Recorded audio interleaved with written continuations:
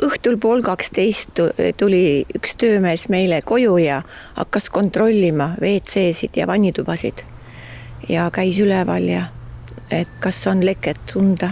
Öeldi öösel gaasileke. Sest ja siis ma mõtlesin, miks sa tuli meil, et meil ei ole gaasiküte. Meil on maaküte, et miks nad tulid, ma ei tea. Siinsamas Tallinnas Kaskede puiesteel toimus eile õhtul kanalisatsioonitööde käigus keemiline reostus. Oht inimestele oli nähtamatu, sest tegemist oli gaasilekkega. Inimestel hakkas enda kodudes halb, mistõttu teavitati ka päästjaid. Ega siin varjat pole midagi, need gaasid on inimesele tervisele kahjulikud, on ju. Aga see, mis moel nad sinna sattusid, see on nüüd selline, ütleme niimoodi, et gaas leidis mingisuguse tee. Ja kuidas ta seda täpselt tegi, eks seda kindlasti nüüd trassi ehitajad siis proovivad nagu aru saada.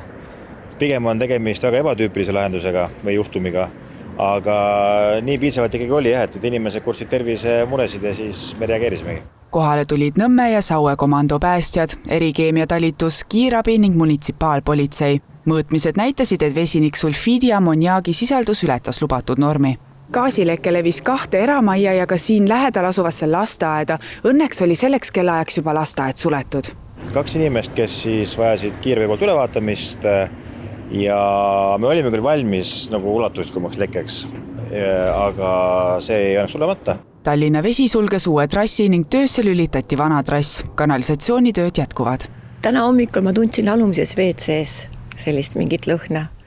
Nii et midagi ikka seal torudes oli. See lekke aeg, seda meie ei julge prognoosida, kindlasti mitte on ju, aga kindlasti me ei räägi ohutust loost, et tänaval liikumisel ei ole probleem, sest siis toimub selline looduslik ventilatsioon ja kõik nagu haihtub, aga selle gaasilekkega on nagu võime koguneda nagu ruumidesse sisse ja et tänaval liikumisel ja seal ei ole mingit küsimust.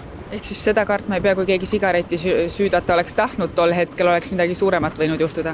Ei, need gaasid ei ole plahvatuslikud.